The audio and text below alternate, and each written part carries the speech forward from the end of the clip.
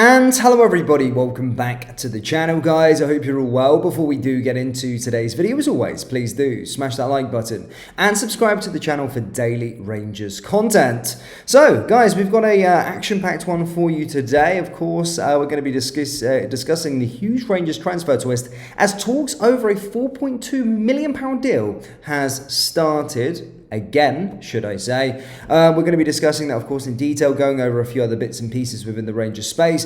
But just a quick apology from my end. Again, I haven't posted in literally a few days, maybe over a week, or just under a week, sorry. Apologies for that. Good reasoning. My microphone, I'm currently out in Asia at this moment in time, and getting a new microphone is a really tough replacement, tough job to do, but we've got it. My last one packed in, so I've got a microphone. I should be back every day with some video updates, so apologies for that. But let's get in and talk about Rangers. Look, our last game, I did a little bit of a deep dive. Didn't really work out as well as I hoped, so we're just going to keep it as me and the camera going forward. But again, St Johnstone, another poor performance from Rangers, really. Again, 3 points, great.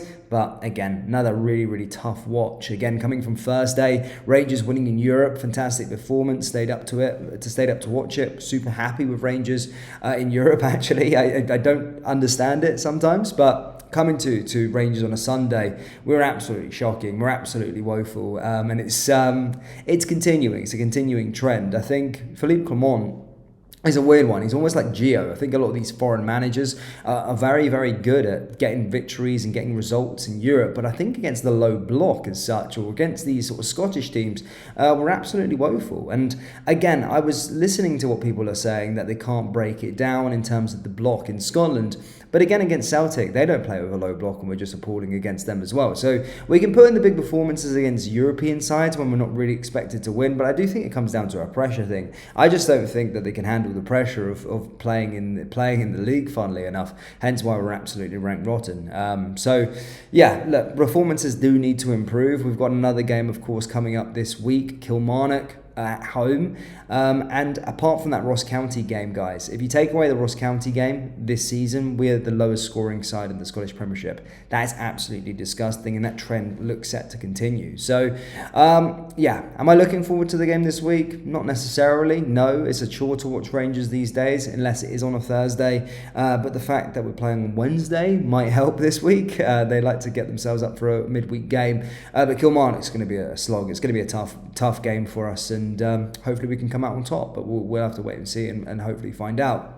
If you live and breathe football, Sorar's Best of Europe is your game. The first step is just simple. Just use my link to sign up and you'll earn $50 in credit to get started. Then the fun begins. As you build your 5-player squad, choose your captain wisely for those crucial bonus points and join competitions to compete for a once-in-a-lifetime experiences. Your football knowledge can earn you unmatched rewards. Imagine traveling with European giants to Champions League games or enjoying VIP access to football's biggest matches.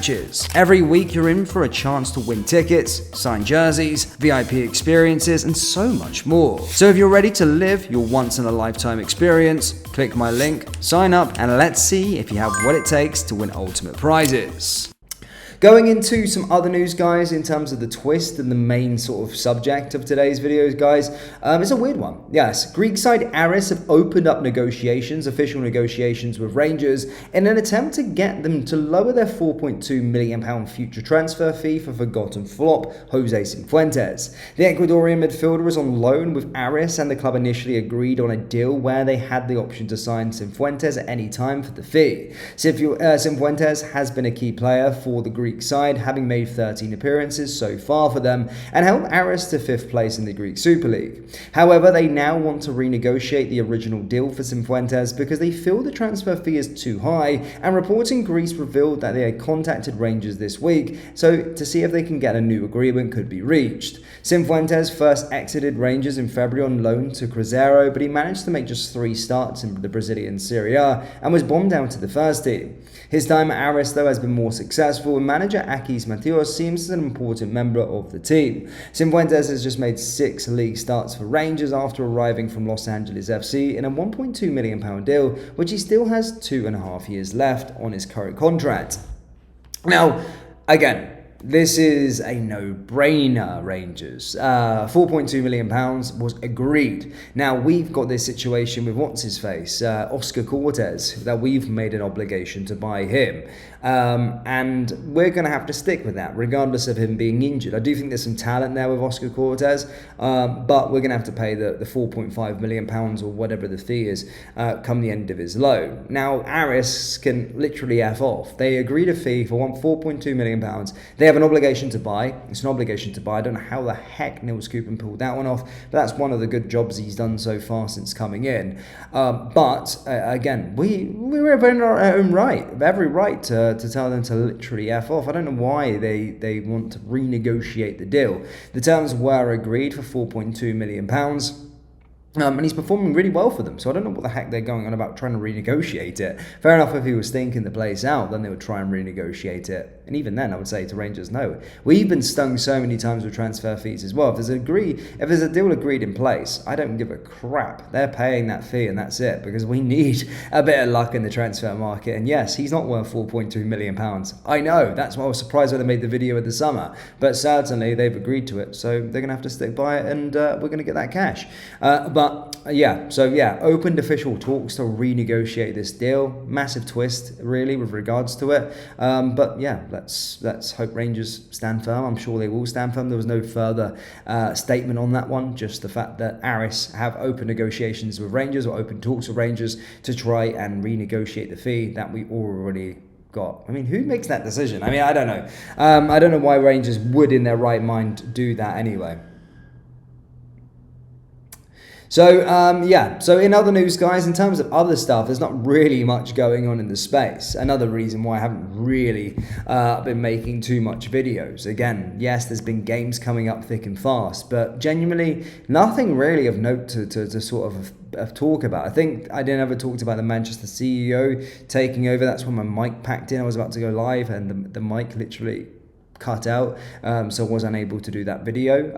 But of course, look, with that Manchester United CEO, I mean, this is old news, I know, but I'll just give you my thoughts on it. It's a weird one, because I do think if you're a Manchester United for the length of time that he's been there, you must be good at your job. But at the same time, if you look at Manchester United, they're probably arguably a more worse run club than us.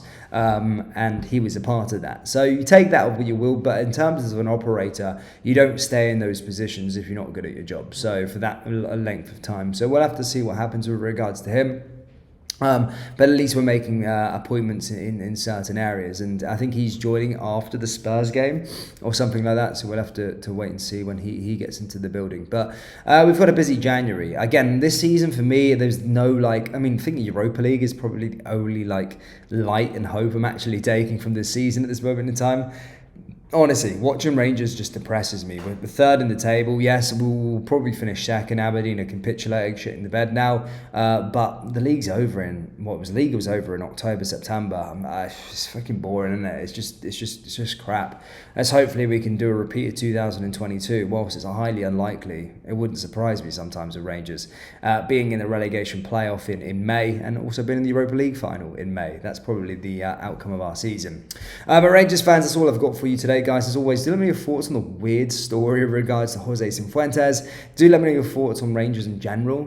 Get stuff off your chest. Hit the like and the subscribe button, and I'll see you next time. I promise I'll be back with daily uploads. Thank you, and I'll see you next time. Take care. Peace.